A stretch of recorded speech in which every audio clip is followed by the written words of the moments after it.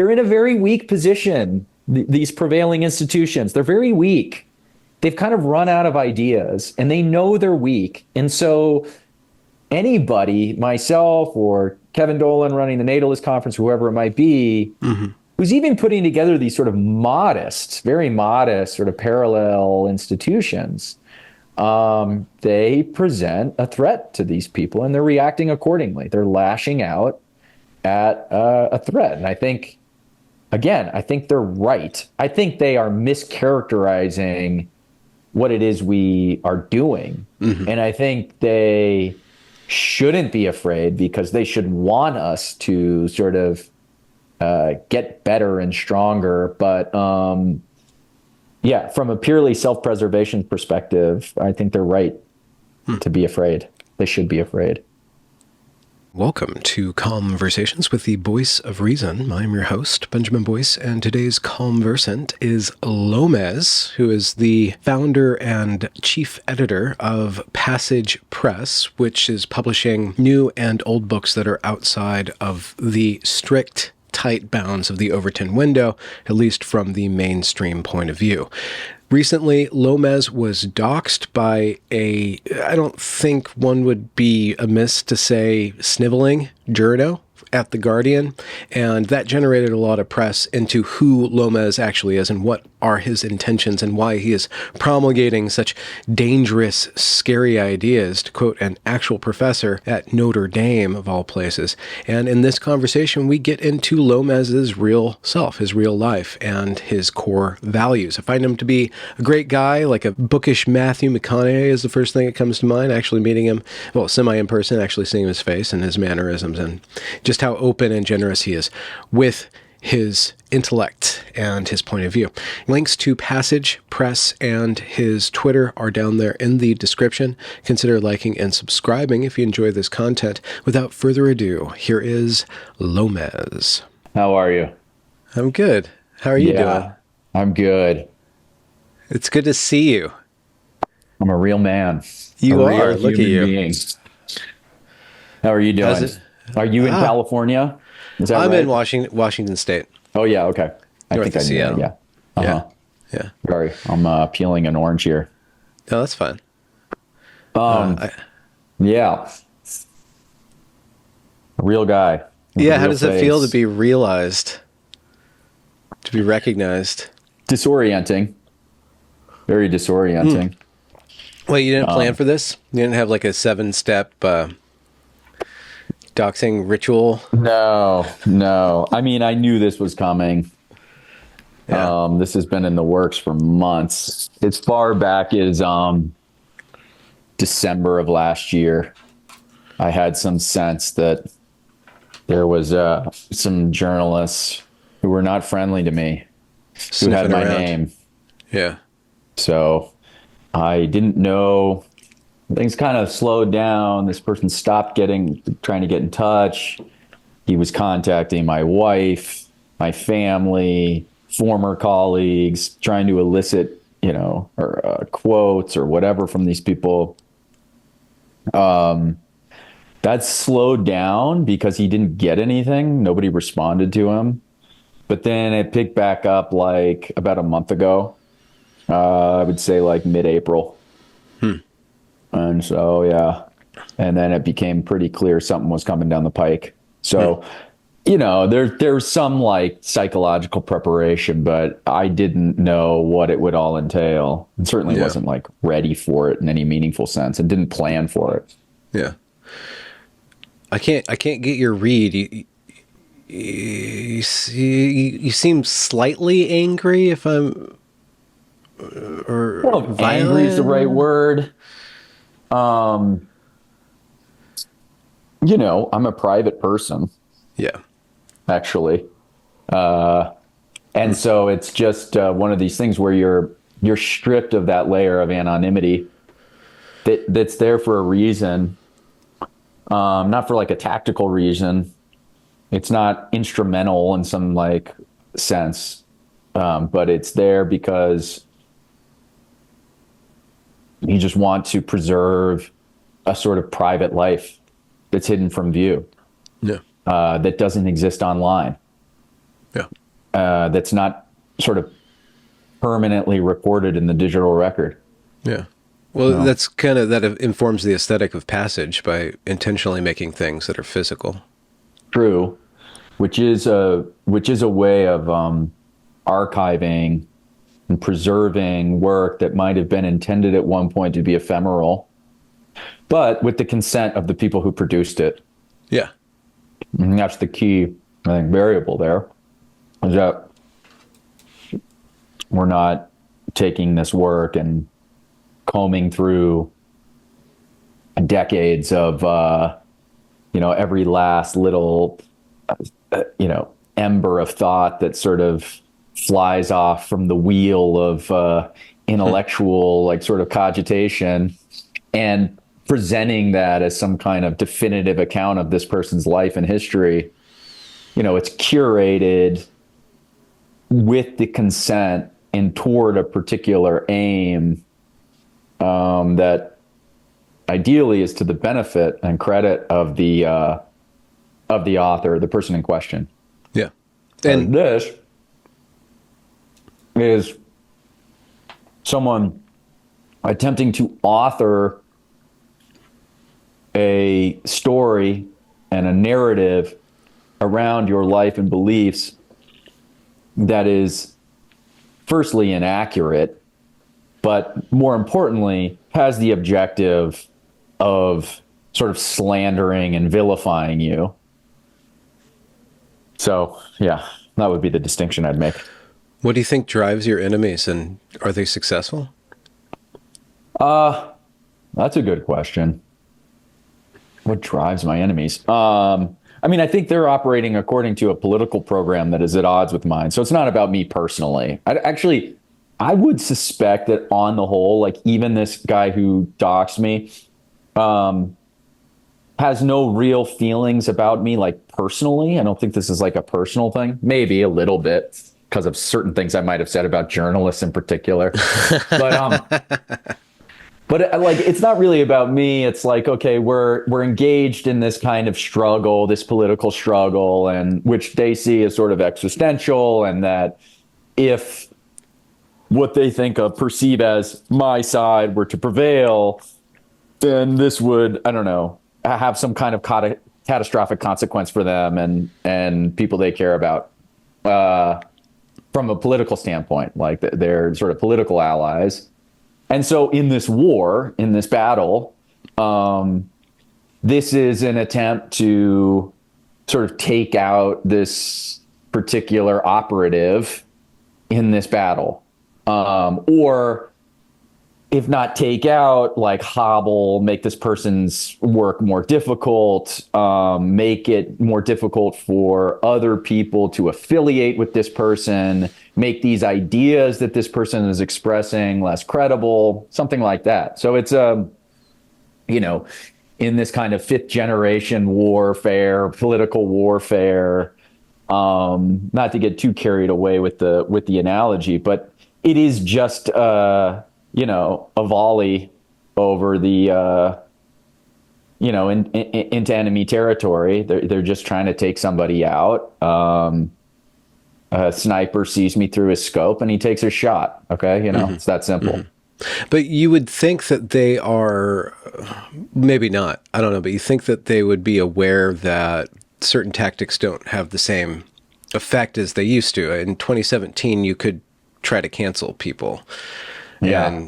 But over the course of that happening over and over and over again, it seems like the opposite is in fact the case. When I look at, and I don't know to what degree the dust up and the press that you garnered through that article spilled outside of the so-called dissident right-wing spheres on Twitter. I don't know if it started to bring more awareness from the normies, so-called. If it had the opposite effect. Do you think it did have the opposite effect, or was it just another rallying point for the DR? do. I think it had the opposite effect. I think, just speaking objectively, if I'm right about the intention, which was to sort of hobble me or make this project less effective, whether it's Passage or me personally, or the, like, very broad constellation of politics represented by me, or the people sort of on my immediate periphery who he was trying to target through this piece as well. People like Chris Rufo and Steve. Bo Wingard or whatever. A number of these Yep. people were named in the article alongside me. I think we were certainly strengthened by this. It didn't hit. The blow didn't land. It created, though, a kind of explosion that brought attention to this, piece of the political terrain. And the attention that it brought was mostly from people who are either sympathetic to what we're doing and want to help promote it, who might have otherwise been aware of it. So this kind of new positive attention, or B, there's like a third party here, which is neither, again, broadly speaking, my coalition of people, and they're neither the Guardian Antifa People's Coalition, who are somewhere in this big, beefy middle of the landscape, who think, hey, wait a minute, that doesn't seem appropriate or ethical or, what's going on here. And on balance, I think those people in the middle, even if they're not sympathizing with me, at least are taking a second look, a critical second look at the tactics and beliefs and behaviors of the Antifa side and have a more negative opinion of them. So I think in any way now, the third question would be does this galvanize their side in some important way that makes up for the effects that are to my benefit and our benefit? And I don't know. I'm not in those circles. I don't see what's going on there. When they're in their Slack channel after, this piece drops and that, little SPLC and Antifa people are all trading their, little quote tweets and whatever else. Are they like emboldened by this? Do they think, yeah, we got another one, let's go after the next guy? Or are they, being maybe a little bit introspective about it and thinking, hey, maybe this doesn't work. Maybe we missed one here. Maybe this has the opposite effect than we intended. I don't know. I would think that they would see that obviously that didn't work. But I think these people are plainly delusional in all sorts of respects and sort of sociopathic in ways that make it difficult for them to assess reality. So who knows what they're thinking? It makes it hard to predict what they're going to do. One of the best parts of the article on you was that they enlisted some academic to say that this guy's trying to make money off of dangerous ideas. And at the end of the article, the Guardian's like, help us raise money to stop the dangerous Trump fearful thing going on. It was just like, it was so plainly counter. But what are these dangerous ideas? What do you have a sense of why they're dangerous? Because it's never explained in the article. We're just supposed to take it on faith. That you're pointing to the very same part of the article that was so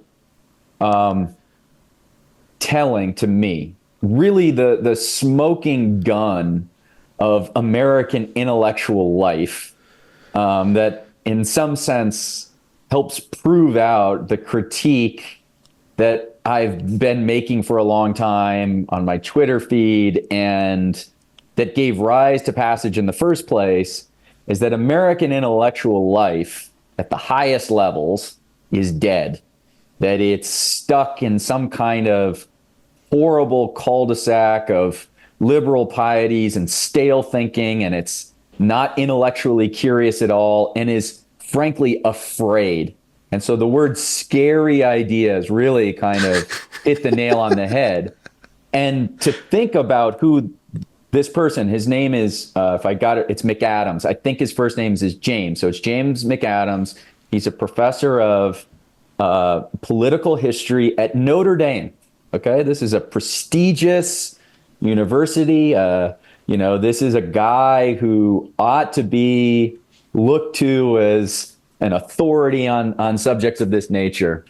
What he pointed to, the specific thing he pointed to, was us publishing Ernst Jünger, Storm of Huger. Steel, which is widely considered and has been considered for a long time, perhaps the best piece of writing, firsthand account of the experience of war and World War I in particular. An incredible piece of writing. Ernst Jünger then went on. He lived for almost 100 years. He died when he was 99, I want to say. Went through a very complicated sort of political and philosophical trajectory throughout his life.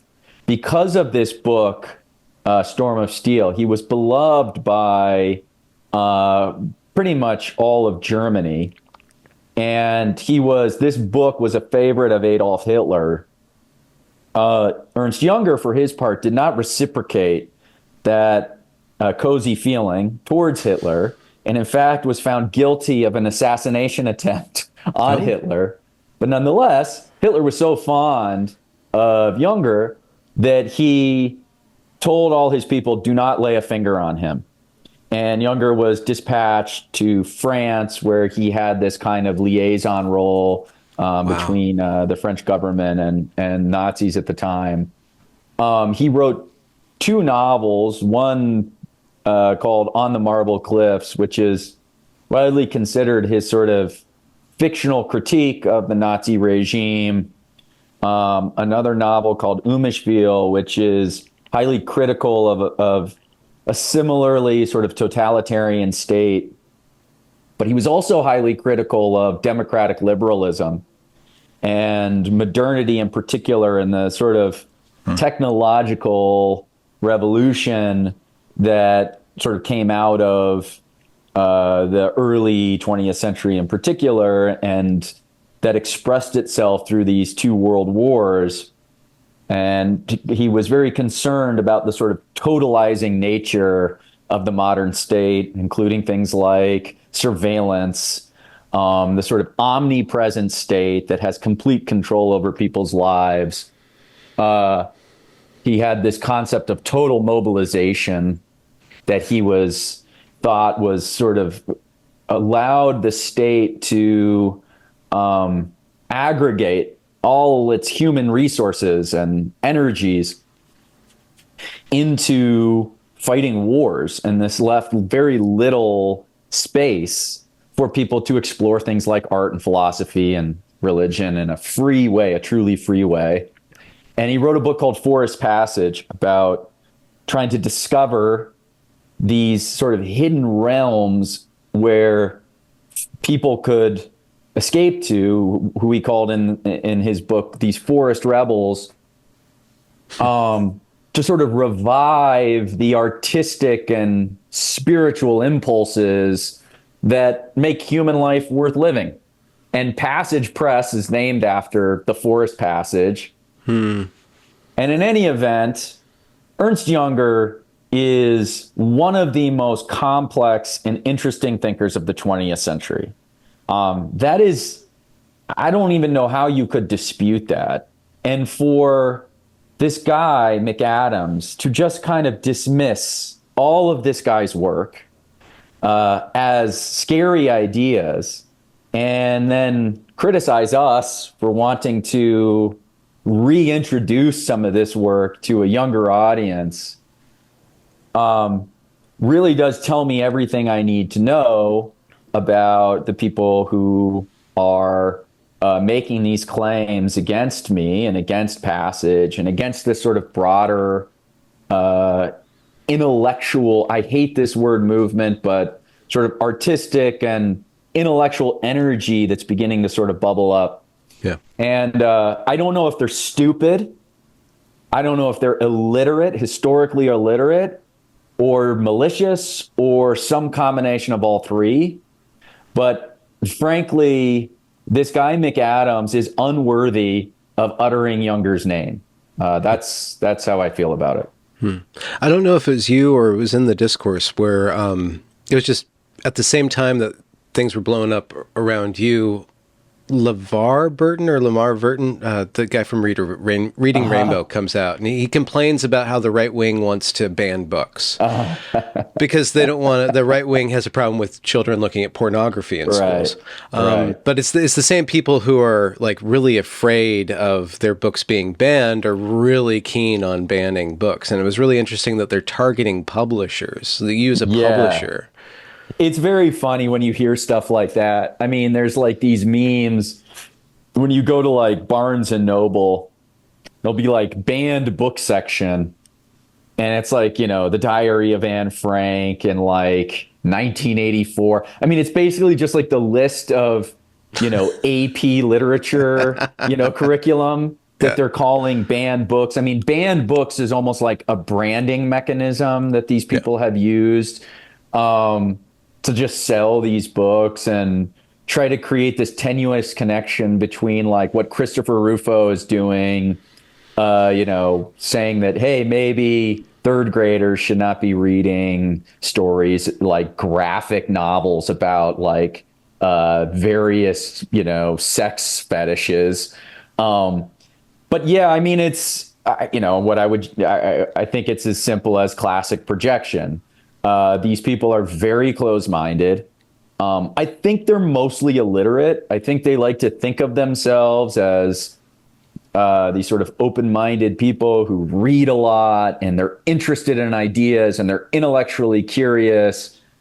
But that only goes as far as this very narrowly prescribed list of ideas and books that some authority has told them it's okay to read. And anything outside of that closed space is just sort of dismissed like this McAdams guy did.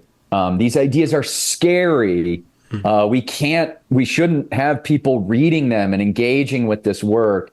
And I would be willing to have a conversation with the guy, but I haven't had any success actually engaging with these people, and I don't know that they actually have given much thought to what they're saying. They just presume that their audience is going to blindly sort of agree with them and not pursue that question any deeper than whatever is being expressed on its face. And one thing, this is like the asymmetry between right and left, is that the left, especially in these more sort of elite, quote unquote, milieus like higher ed, their presumptions rarely ever get challenged. They can go an entire career without their sort of core beliefs and assumptions ever getting any kind of resistance, or at least any kind of like sophisticated resistance. Whereas when you're on the right, it's nothing but resistance. You're constantly having to defend these ideas from people who don't like them and want to see them shut out of the public square. And so, yeah, like with this guy McAdams, it's like, I wonder if he's ever even heard some kind of counterpoint to the claims he's trying to make. I don't know. You were at an elite institution for some time, being a creative writing professor. Was there a point where you recognized that you were starting to self-censor or that you couldn't speak these ideas? And how did you respond to that pressure? Was that pressure to stay in line evident during your career? And how did you react to that? A minor correction, I was a lecturer, but that's a technical detail that it doesn't matter for these purposes. Yeah. But anyway, no, I don't feel I was ever censored, honestly. Yeah. Do you feel that, polite society, you shouldn't go here, you shouldn't say these things, or I can give you I can give you a bit of color on this. When I first got there was a certain set of curriculum that I was expected to teach. And I sort of dutifully taught that because, I didn't know what I was doing. I was learning. And so I counted on people who had been around and were older than me to sort of show me the ropes. And you follow along for a while and you follow the curriculum that they sort of give you. And over time, you start to riff and include your own stuff and follow your own interests. And you respond to the needs and interests of the students. And by the time I got into my like 5th or 6th year, I had like a small administrative role in the program, so I had a lot of autonomy. I could do whatever I wanted. My colleagues that were sort of nominally in charge, I don't know what that thumbs up is, That but we can talk about it after the recording, but they yeah. gave me broad latitude to do whatever I wanted. Okay. The truth is, there were some classes I taught Steve Saylor essays in a couple classes. I taught some Nick Land. Now, they didn't know who these people were. Hmm. And there was nobody sitting there, like, telling me, like, looking carefully at my curriculum to sign off on every last little thing that I taught. Yeah. But no, I was fairly free to do what I wanted. Now, something did happen in 2014. I don't know what it was exactly. But there was a change. Gamergate. Yeah, no, that's not crazy, actually. Gamergate really is the 9/11, okay, The of modern wokening. politics in some Yeah. sense. That's not altogether wrong. I have my own sort of pet theories for what might have happened around that time, but in any case, at the university, things did start to clamp up a little bit. There were certain things that I was teaching that previous to 2014 that afterward I did not teach because I knew that there was some possibility that I could get in trouble for that. There were questions around. I'll give you an example. I taught a class on rhetoric, basic entry level freshman class on the basic concepts of rhetoric. And it's like a question of how do we make persuasive arguments to people? How do we communicate effectively? And the trick there is that you have to understand who your audience is. You have to understand the context in which you're having the conversation. You have to use language that's appropriate to that context. And this language, other than just conveying ideas and, have certain signaling properties to let your audience know that either you're on their side or understand where they're coming from, or perhaps the opposite, that you're sort of antagonistic towards them. And there's a million examples I could come up with. And one of the things I taught, we were in Southern California, so I would try to find material that was native to Southern California. I thought the students would appreciate that. So I taught the song "To Live and Die in L.A." by Tupac, and then there's the Randy Newman song "I Love L.A." that they play after like Dodgers games. Okay. And both these songs express a sort of affinity to Los Angeles and an affinity to the people in Los Angeles, et cetera. But they use very different language to do this. And the Tupac song, it's a rap song. If you watch the video, there's, a particular kind of, there's a set of images that indicate who the primary audience is for this. And he uses certain words repeatedly in the song to signal who his audience is and who is maybe not the primary audience, but perhaps a secondary audience. And he calls out like his Mexican homies, and he uses the N-word quite a bit as well. He doesn't use it pejoratively, obviously. He's using it as a signaling mechanism. And so Randy Newman doesn't do that. Okay. Randy Newman doesn't use that word. And so I would use this as a kind of like opening, not first day lesson, but as we got a little deeper into the material, I would use this as a lesson to sort of show how communication styles differ. And it's very important to recognize who you are as the speaker in relationship to your audience and what allowances that gives you in terms of the kind of language you can use. Okay. Mm-hmm. And we would go through the lyrics of the song. Now, at some point around like 2014, by the way, I never got any harsh feedback about this. The kids really enjoyed this lesson. And I have I have feedback to prove that. Okay. I'm not just saying that. I know they enjoyed this lesson, and kids from all sorts of backgrounds. But after about 2014, this was like now a no-go zone. Okay. I couldn't be up there as a white guy talking about the usage of this sort of language, Hmm. even in this closed off academic environment. Yeah. And so, yeah, that was one sign among many that things were beginning to change, and there was an atmosphere of censorship in the air. And I just changed tack, so I just found different things to teach that, and within those like new topics and new environments and new classes, I just found places where I could be free to teach whatever I wanted. But yeah, that was when the creep started. Hmm. Do you think it has something to do with like late stage Obamaism or something? Yes, Yeah. definitely late stage Obamasm.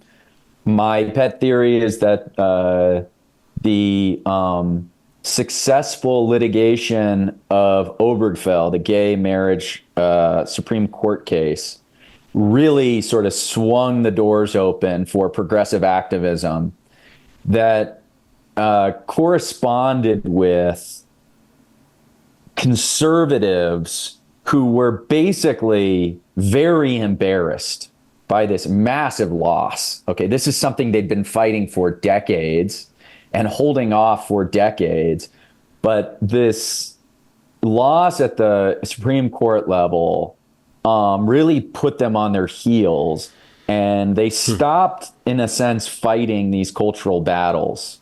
They just kind of gave up in some sense, and I think it really emboldened sort of progressive activism across the board to sort of Hmm. pursue the next thing.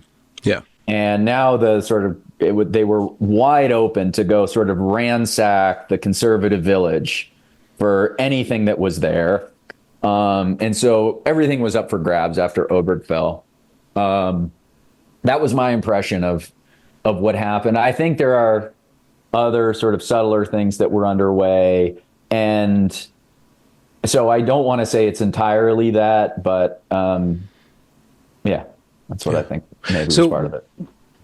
where does that, well, I want to go back, but I want to go forward because Sure. that sets the stage for what you're doing now, for what happened in the wake of Gamergate, specifically with just online content creators became really emboldened to criticize this woke stuff, and it's gone through various different permutations, Yeah. anti-feminism, anti-wokeness, and now wherever we are right now, which I think what you're doing here is a more, it's in a way, it's a more elite form of this project of reaction to the progressive hegemony. I want to talk about that, but I also want to know how you developed your connections to Nick Land and to Steve Saylor and like your online life, that just being connected to that and then being instrumental in bringing that stuff from these archives into. Yeah. Okay. Let me start there. So yeah, I was always kind of vaguely speaking on the right, although that was an odd thing to be in like the early 2000s or something, or even up through the 2010s, because my beliefs, my ideological sort of intuition, such as they existed at all, were totally at odds with like George Bush style republicanism, or John McCain or Mitt Romney. Like none of that stuff that was, or like the Paul Ryan kind of Cato Institute, free economic zone, republicanism that dominated for the decades after Reagan, really appealed to me at all. It didn't sit right. I was never a fan of really anything they were doing, but I also was certainly not a liberal in the sort of political sense. So I was a bit homeless, but I found online people like, I had been reading for a while, like paleoconservative stuff, I was reading Steve Saylor from the time I was basically in high school. And my interests in Why? What? because they were saying something different and more Okay. true. I mean, Saylor in particular was a huge influence on me because he's like, I remember reading, for example, his arguments against the Iraq War from the right, okay, and like Pat Buchanan as well. People saying, no, this is a bad idea. We shouldn't be doing this. Well, all these there was this big sort of coalition in the center that included all the Republican incumbents and quote unquote conservative Inc. and all of the Democrat incumbents and sort of Democrat Inc. While they were all cheerleading for like these wars, here were guys who were saying, no, this is a bad idea. And here are the reasons why. And they were making very cogent arguments for why this was a bad idea. And they were making arguments for why a variety of other things were potentially negative effects on our sort of political and social life, and including their criticisms of mass immigration, which was something I was, experiencing firsthand in California. It's right there in front of your face at all times. Like you can't not see it.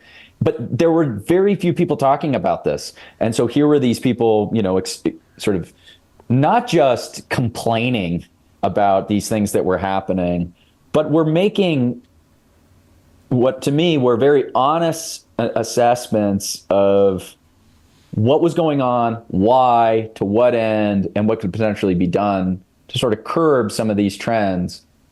So anyway, in my view, over the years, these were people who turned out to be correct. Their ideas kept, and their premonitions kept turning out to be real and true. And so they had a good track record, and I continued reading them. And this led me kind of into this, outer right blogosphere that included other people.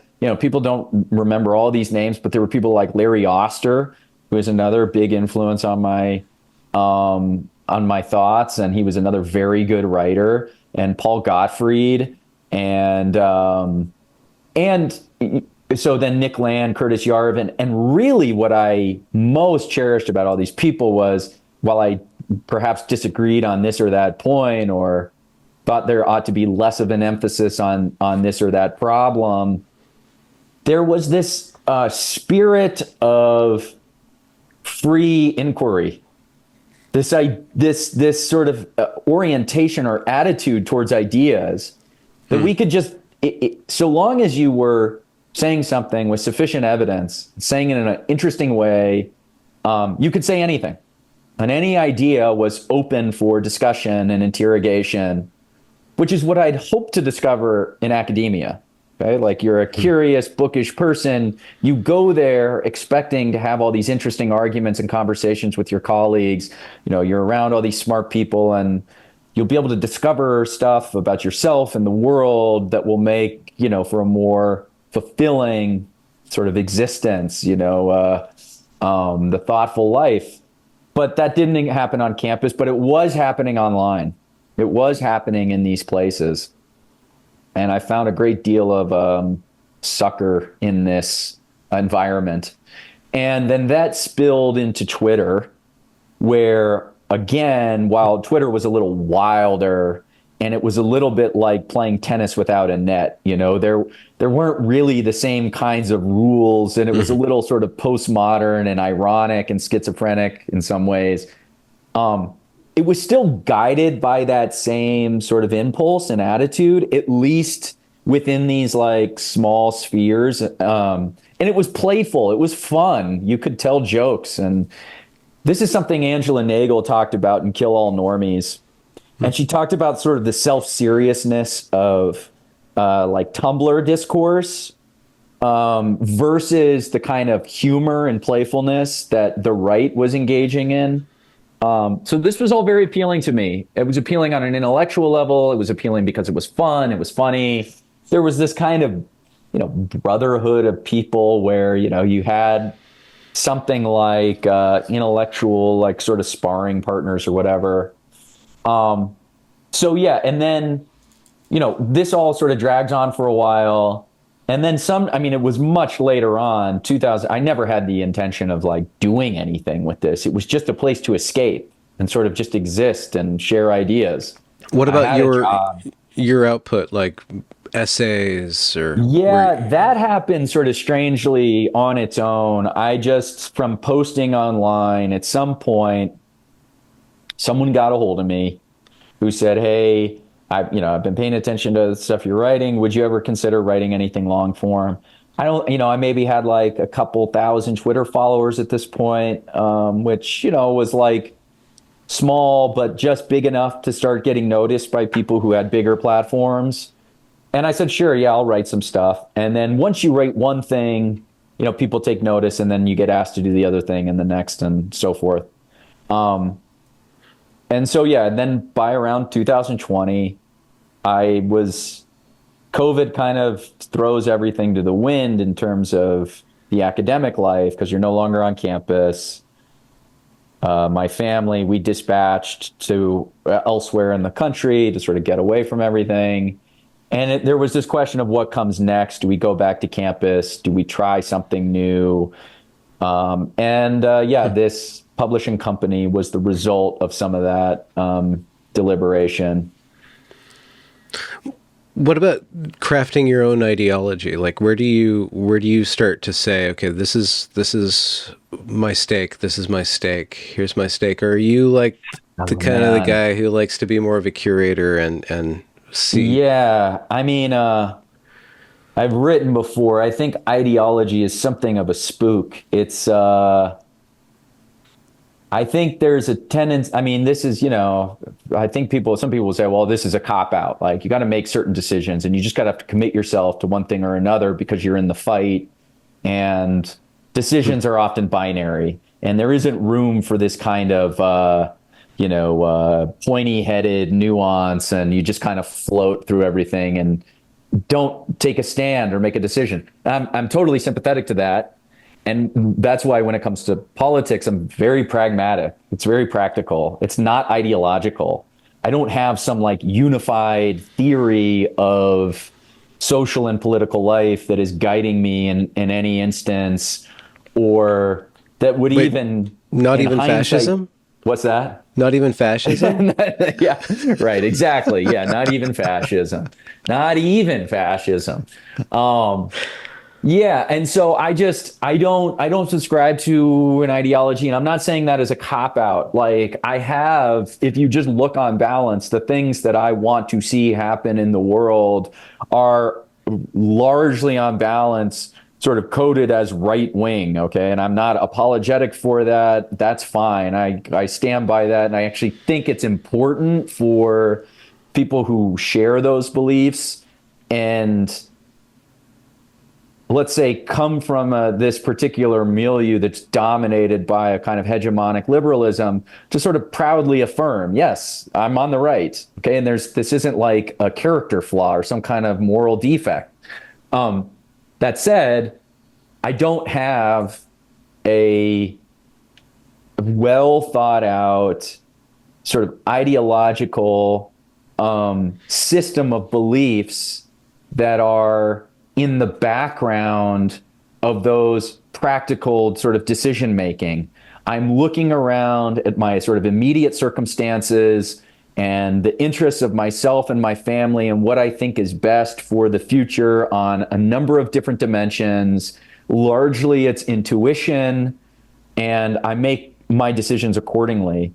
I want to leave myself free then in the background of that, to adapt and explore and not be tethered to a kind of ideological trajectory that precludes me from sort of thinking differently in the future or something.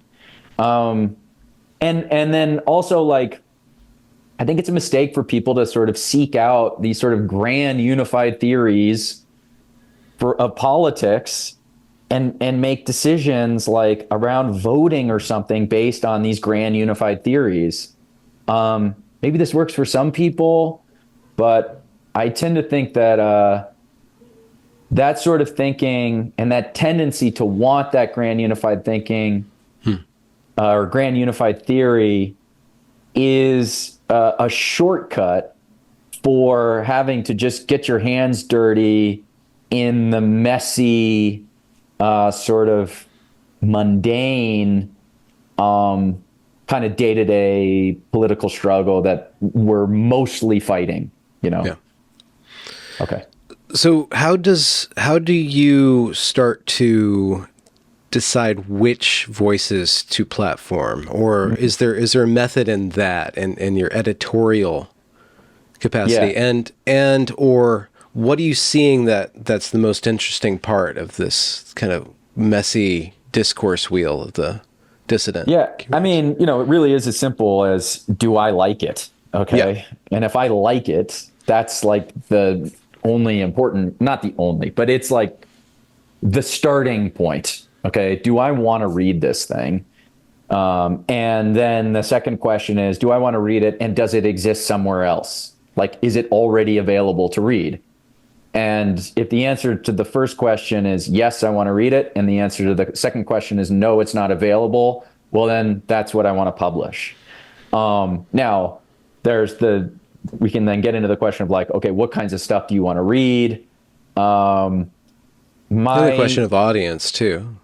Yeah, although I don't really think about that. I mean, to some extent I do. And I suppose as we get bigger and this, becomes a more sort of commercial enterprise that's bound by the constraints of any other commercial enterprise, you got to sell stuff, that may become more part of the thinking. But look, maybe this is self-aggrandizing in some way, but I think that as an editor, as a curator, you have to trust your tastes, and you just have to say, look, if I want to read this because I think it's good, then there is an audience out there that also agrees with me on that point.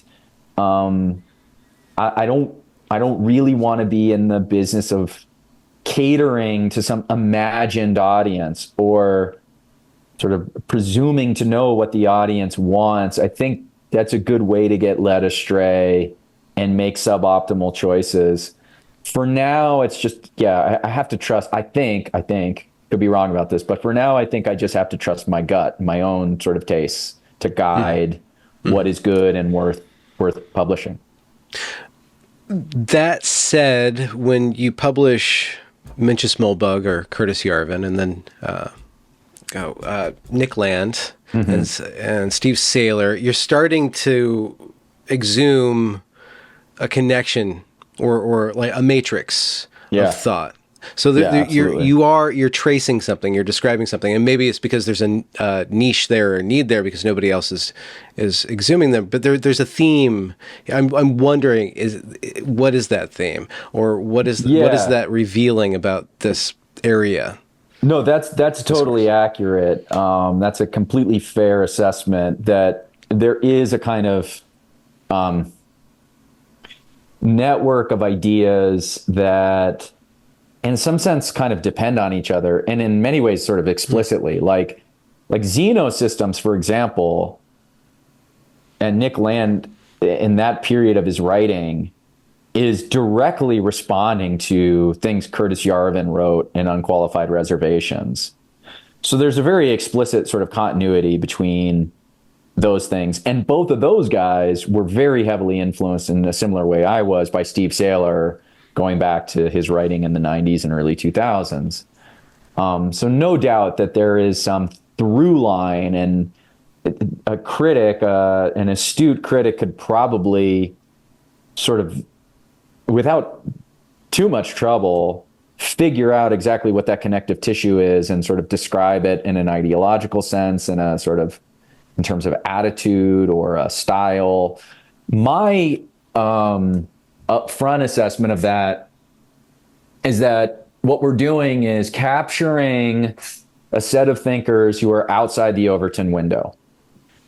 There's, the Overton window is this concept of ideas that are sort of acceptable in sort of public discourse, and then anything outside of that is kind of verboten.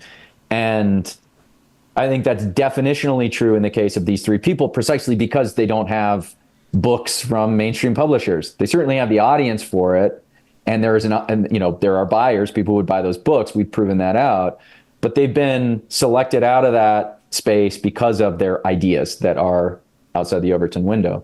So I would say for now, it could just be this sort of loose constellation of thinkers that have been selected out of the Overton window, but that are nonetheless writing in a kind of, what all of these, okay, so I will say this. One other thing all of them do is this very incisive kind of diagnostics of our present circumstances and critique of sort of end of history liberalism. So liberalism after the end of the Cold War, like through the 90s, and what's happened and the aftermath of that. What went wrong? Okay, where have we strayed? And what are the pressure points, the weak points in this thing we're calling like sort of Western liberal democracy?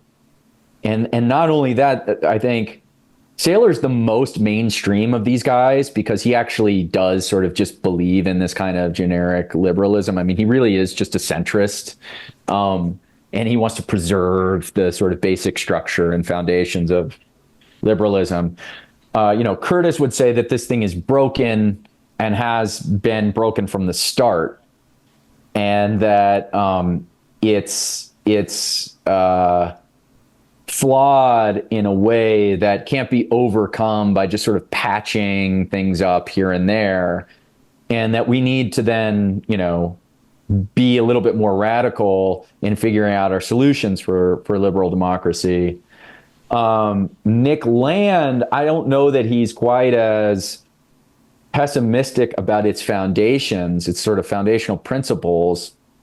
I think he would say, like, maybe under certain set of circumstances, if you were able to sort of very carefully select like a sort of demographic profile under which this sort of liberal democratic regime governed, it could be successful. But we've slipped past that into some new phase where those necessary conditions are no longer present. And therefore, okay, here are these divergent paths. Now, Nick Land, Curtis is saying this is something we ought to do. I think the distinction I would make with Nick Land, he's saying it's not a question of ought. It's not like even a normative position. It's just this thing is going to break apart no matter what. It's inevitable. And so we just got to start planning for whatever divergent path we're going to take now. Yeah. Which one do you favor? I'm agnostic. If you take Nick Land seriously, which it's hard not to, he's very compelling. He's very persuasive.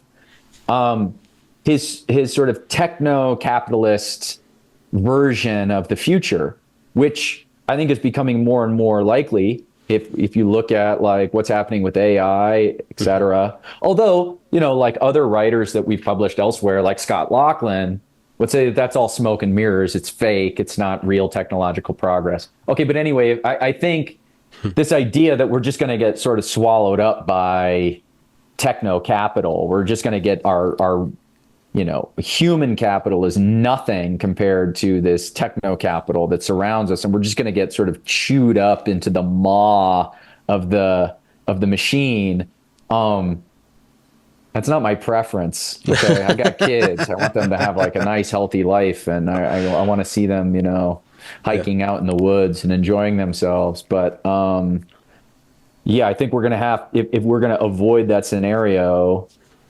I'm not a doomer. I'm not like an AI doomer, and I think all of the sort of official mechanisms we're using to prevent the growth and acceleration of technology are probably wrong and make things worse. Okay. But there's a small part of me that, it prefers a kind of primitivism, let's say. How does that translate to the arts?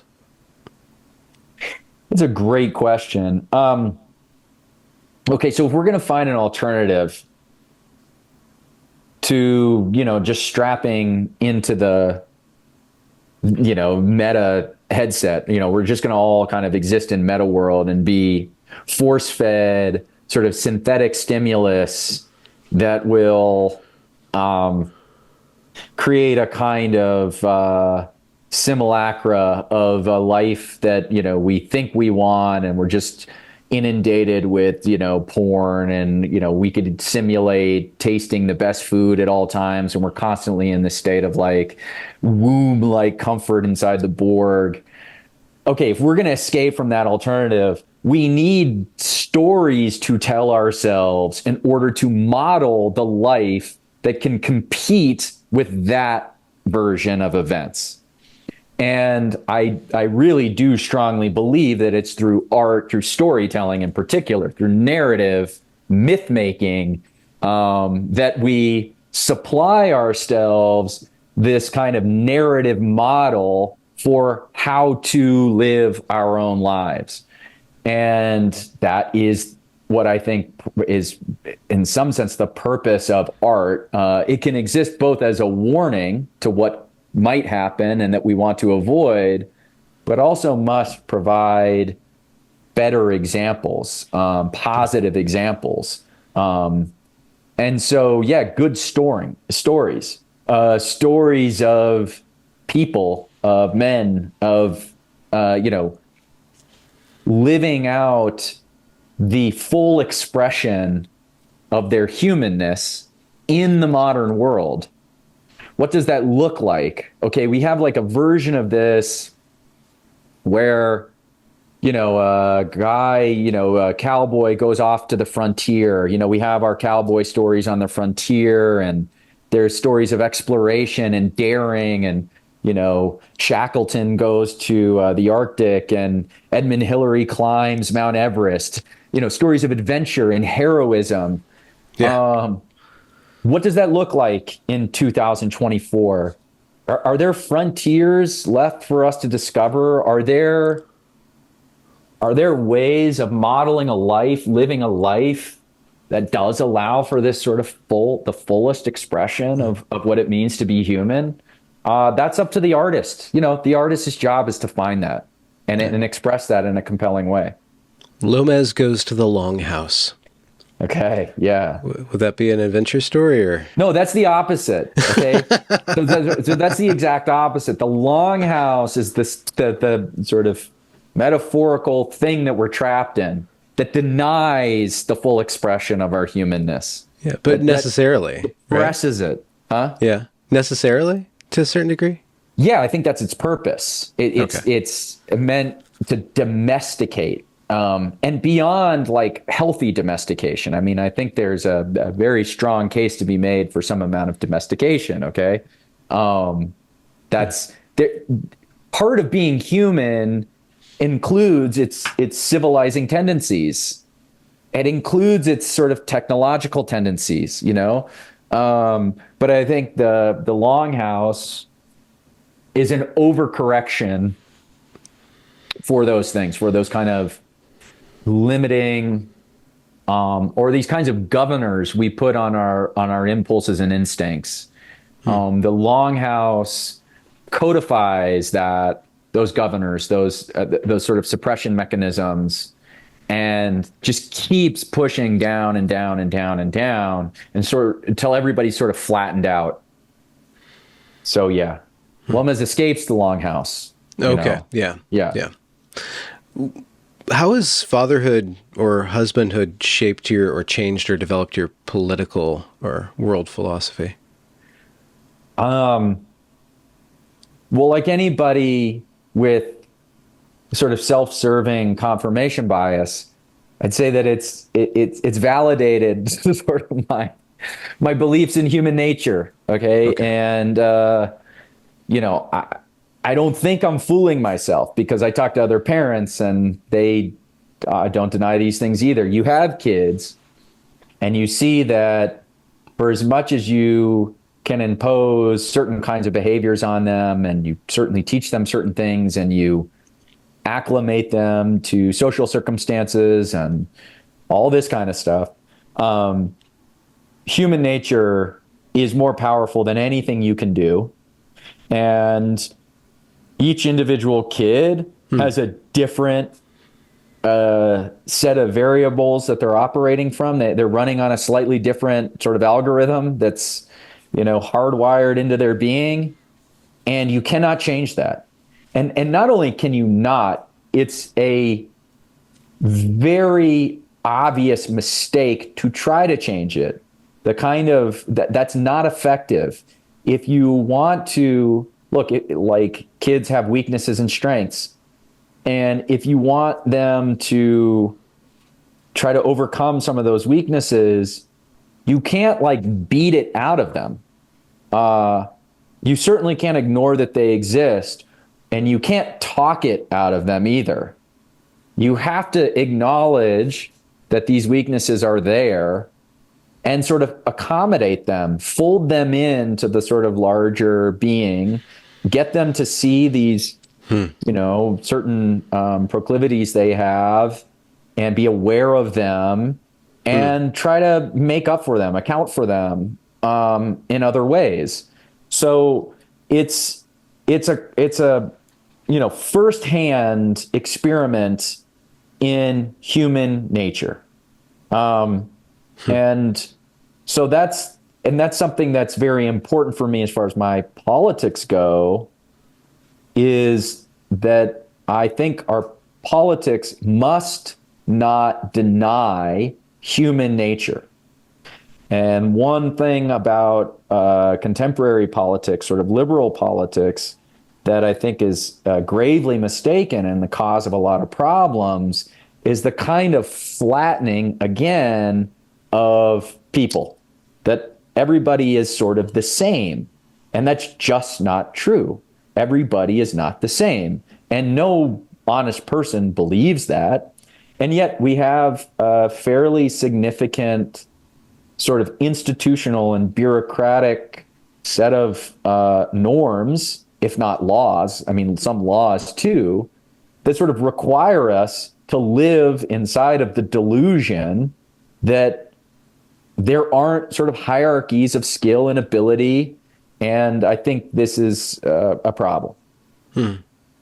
So to tie together your love of story, your love of your children together, and then politics, the whole thing together, what's the role of religion in passing down the right tools for you to your children, and or how has religion or the set of stories that are circumscribed by religion been instrumental in your own development? So I come from a mixed religious background, and when I say mixed, I mean very mixed. I, as was revealed in the Guardian article, I had a bar mitzvah, but the person responsible for stewarding me and my siblings through our religious upbringing was my mother, who is Catholic, and with whom we would attend church with as well. It was important to my mother that we had a religious upbringing, and the sort of compromise she made with my very secular sort of, classic sort of boomer, liberal, secular father was that she would put us through Hebrew school. My kids are in Catholic school. My wife was raised Catholic as well. I have very complicated and difficult to pin down sort of theological priors, and it's a very messy thing that I'm sure is going to take the entirety of my life to sort of sort out. But there is obvious sort of practical value, in my view, in bringing your kids up in a church or in a religious environment. I think the proof is kind of in the pudding. I just look around at my friends whose kids are, active in church or whatever else. And these kids seem to have their head on straight despite everything going on in the world. And now I don't want to attribute too much to that, because these are also parents who have their head on straight. And what amount of that is just passed down from the parent versus what is inculcated through, our religious upbringing is, it's hard to disaggregate those things. Nonetheless, I think, again, from a purely kind of crude instrumental perspective, these religious communities also offer a kind of, in most cases anyway, a kind of sanctuary from the sort of what I view as a kind of secular madness happening outside of these communities. And I would think it would make, if nothing else, our job as parents much more difficult without this kind of religious grounding. And so it's an incomplete answer that I'm sure will satisfy no one. But the way that it's not something that I treat publicly, except to the extent that there is some perhaps political valence to, a sort of like ethnic religious community. But yeah, as a private matter, it's something that's just like this ongoing negotiation. Mm-hmm. Speaking of ongoing negotiations, there is this thing called the dissident right that goes, and there's all these different thinkers and all these different movements and kind of subcategories and stuff. And it can get really off the rails and wayward. What's your relationship to that massive soup? And it's usually, I guess I interact with it on Twitter, but I know a lot of the content creators are working in all these overlapping spaces and stuff. Yeah, okay, what is the dissident right? I mean, I sort of hate when people do this, when they say, oh, like these labels mean nothing. I'm not a part of this group or that group. When, you sort of are, and the label is accurate enough to describe something real. But okay, all that said, I don't really like the term dissident right or any of these labels for a variety of reasons. But dissident as a descriptor, just as an adjective, suggests a kind of reactive position. It's not a proactive position. You're not staking out like your own territory or set of beliefs.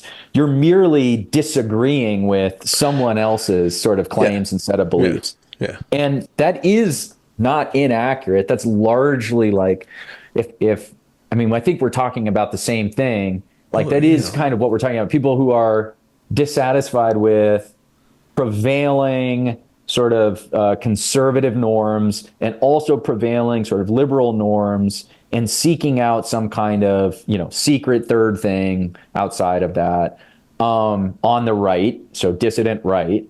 Now I would think there's like a lot of different strains in this and different points of emphasis. And there are sort of low, middle, and high versions, like anything else. Nick Land, again, actually it doesn't come from Nick Land originally. It comes from a writer named Spandrel, who I'm hoping to publish his book actually next year as well. He's spicy. He's very spicy, and he's very smart, and he's come up with a lot of interesting concepts that are useful for making sense of, a variety of different things happening in the world. He came up with this kind of tripartite model for, rather than the dissident right, the word previously used was the outer right. Okay, this sort of outer ring. I prefer outer right, but okay, whatever, it doesn't matter. We're talking about the same thing. And Spandrel's tripartite version was the techno-capitalist wing. So, these sort of tech libertarian types, they're building like offshore, nation states and crypto maximalists and, genome editing and. Yeah, exactly. Okay. Then you have and I'm getting these terms slightly off, but then you have like the theocons, like the religious traditionalists. Okay. So you have like, Catholics, Christians, that they're primarily motivated by their religious beliefs and their religious commitments, and they're probably the most reactionary in the truest sense of the word. Like they want to return to a kind of theocratic state. And then you have what are like ethnic identitarians. And that would be basically some, again, there are like low version, middle version, high version, where you have like white nationalists or just people who want to assert a kind of ethnic political program, both for its own sake, but also primarily in response to other ethnic groups who have consolidated as ethnic groups politically, and have like strict ethnic political agendas. And so people who want some kind of white or European version of that. So that's very roughly speaking, these three tracks that Spandrel identifies. And I think it's fairly accurate. Like, I think that does kind of bring that's inclusive of like most people you'll find.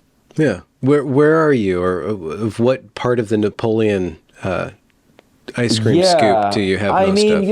I mean, I probably, I take bits here and there. I mean, look, again, what I would say is this, like, I'll take the like high version of all of those things. They all have something to offer. There are interesting things to be said about all of these categories. I mean, Nick Land is like a hard techno-capitalist. And again, as like a descriptive matter, I think that's probably the one that is most likely to kind of come for us in a sense. But, I think that we have something we could take from all of these pieces that are worthwhile. You see, you call yourself a lecturer, but you're very much a professor, classical professor. You're like, I would like to have a discussion. I don't need to like get my own. I don't need to stake a claim. But we can analyze these ideas. Yeah, I mean, I think that's, for better or worse, and probably most of the time worse, that's just kind of my natural disposition. That's just, how I've always kind of been. And I'm interested in ideas. I'm interested in interesting ideas, funny ideas, for their own sake. And really, this is like also why, for me, like a very big point of emphasis is free speech. Okay. And like preserving spaces where we can just have a conversation about all this stuff. And we don't recuse ourselves, through like various thought terminating cliches from engaging in the most sort of difficult conversations to be had on any of these points. And in the right environment, like I want to have all of these kinds of discussions with other people who are sort of operating in good faith and have something to say. I think it's important, it's useful. And again, I like it for its own sake. This is, there's a kind of like sophistry that comes from this if you take it too far, where it's just this kind of masturbation, this sort of like intellectual circle jerk where you just sit around and do nothing. I mean, I hope that I've at least demonstrated a willingness to take practical steps to kind of like make certain things happen. I don't think of myself strictly as like a sophist, but I do want to preserve some space just to have conversations, for the sake of the conversation. So you got doxxed, I guess it was just 2 weeks ago, maybe 3. I think it was just a couple weeks ago. So it's probably too soon to ask this question or to fully answer it. But I'm just wondering, how has attaching your face to your words changed things? Yeah, I mean, I haven't written anything long form yet. It's just been on Twitter. And I think I'm so accustomed to just being anon on Twitter, and it's still like that avatar staring at me at the screen, that I don't have that thing where I'm worried that it's myself, or that this is like a different person, or that I need to be more careful about what I say. I'm just going to say the things I used to say. Now, this is a little different. Like, we would have previously been on a podcast, and Yeah. I don't know, but I don't know that I don't know that I sound different this time around than I did before, maybe. But I haven't become too aware of it yet. I'm sure there will be a point where I'm going to be sitting there ready to type something. That's like, should I say that? Should I really call this guy what I think he is? Or maybe I'll just, be a little bit kinder about my vocabulary.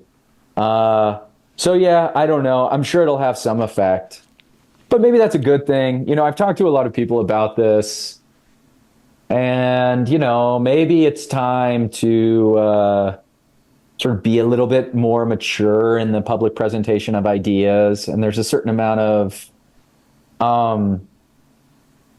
it's not so much what you say, because but what you don't say. So I'll probably not be, and it's really not even ideas. It's just using certain words. Codes. Okay? Yeah. Yeah. That's all. But I don't know. I haven't seen it yet. What do you think is necessary to tell so-called normies, especially intellectual, upper mid and highbrow intellectuals, about this outer right phenomena? Because it seems to be the case that you are in a position, or will be in a position, to be kind of a gateway to these other ideas. And and the regime, the cathedral, whatever we want to call it, wants to call it scary and wants to keep people away from it, but I don't know what they really mean by what's scary about there. So is there scary things out there? It could be scary. I mean, ideas have consequences. Very good book, by the way, Richard Weaver, the great sort of Southern agrarian rhetorician.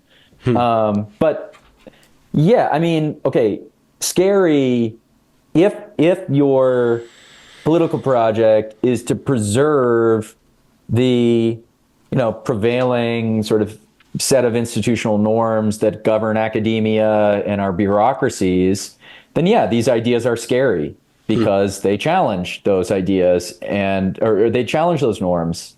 And if we are successful in persuading enough people, certainly influential people, that our ideas are better, then those prevailing norms and those institutions and bureaucracies are under threat.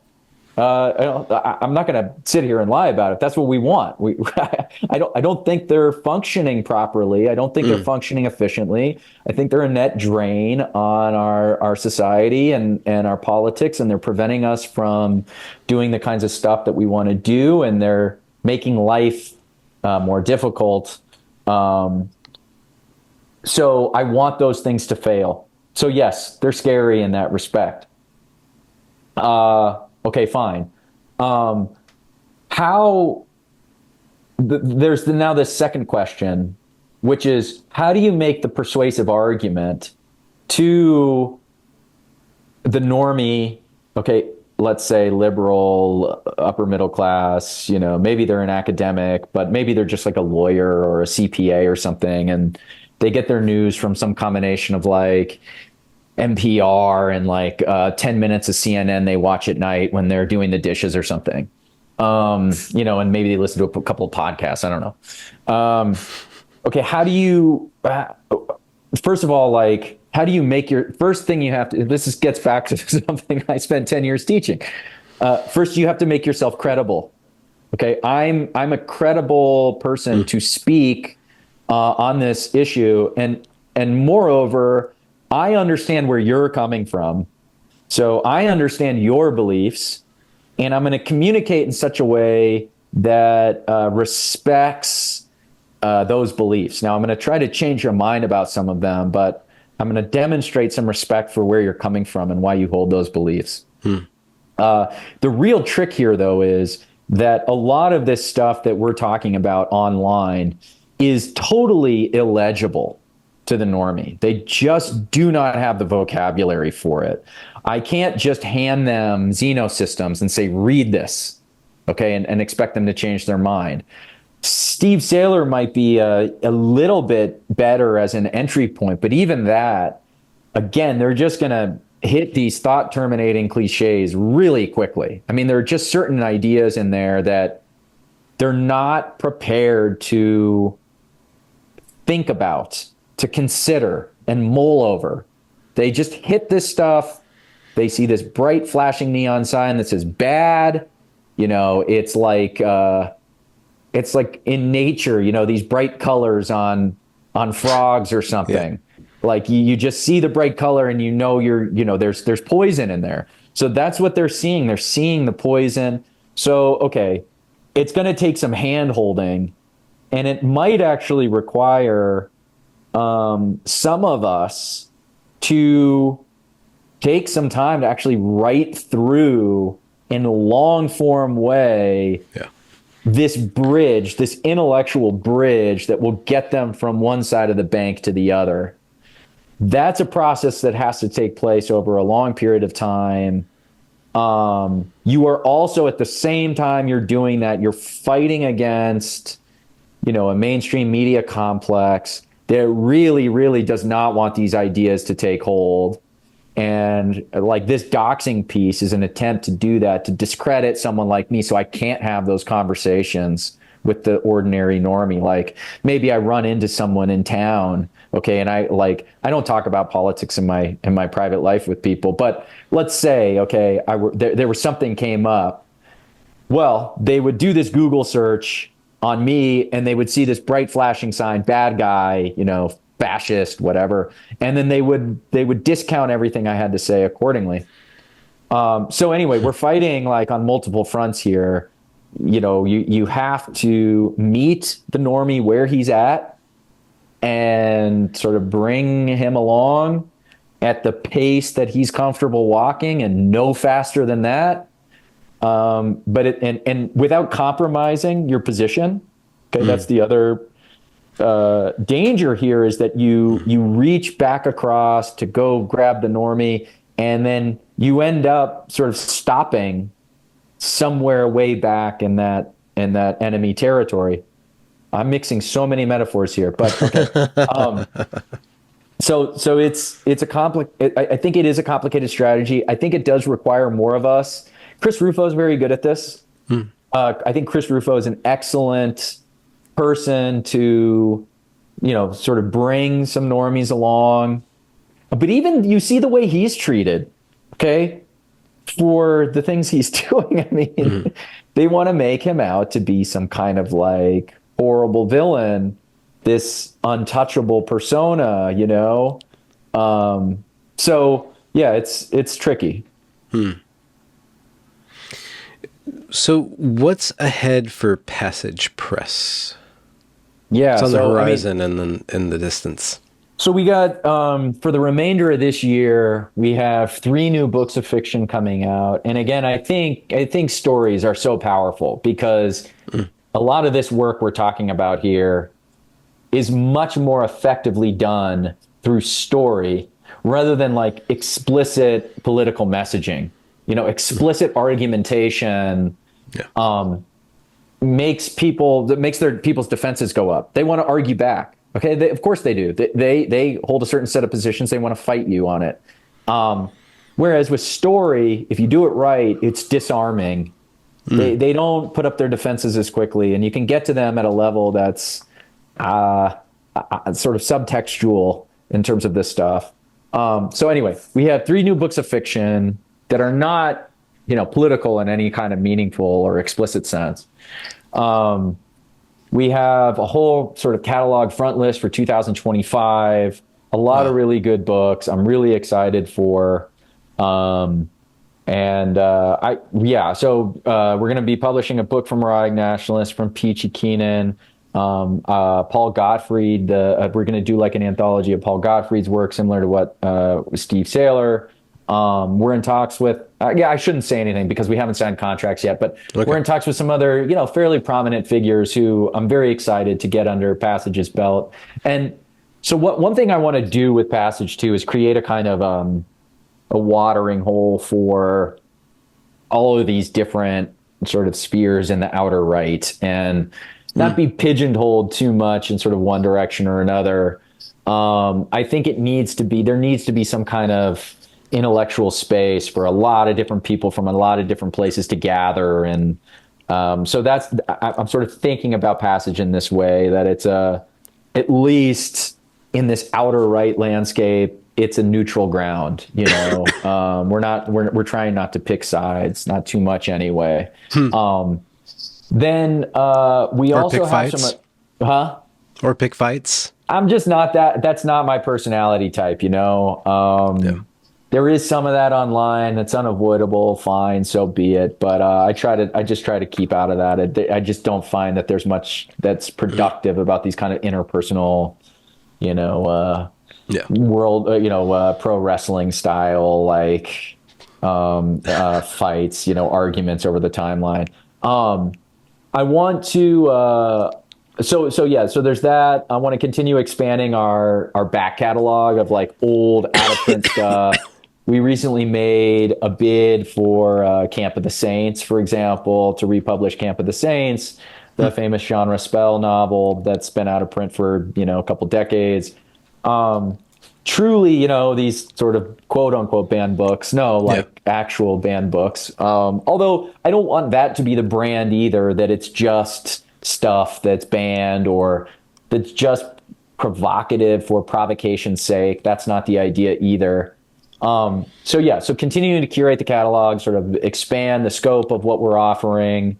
We also have these in-person events that we're doing that I think are very valuable, give people a chance to meet and sort of discuss and, talk about these ideas and raise awareness, so to speak.